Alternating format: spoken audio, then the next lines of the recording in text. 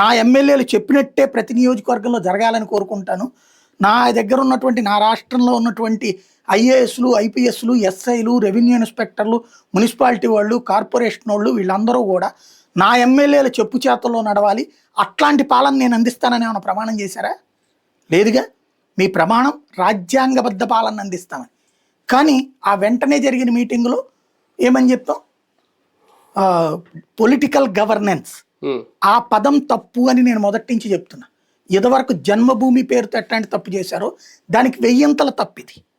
Chandrababu Naidu the great ఎప్పుడయ్యా అంటే before 2004 ఏంటంటే it was a constitutional governance.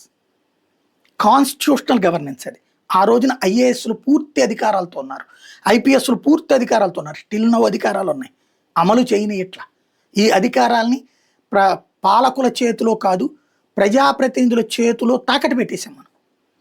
వాళ్ళ చెప్పు చేతల్లో నడవమని చెప్తున్నాం.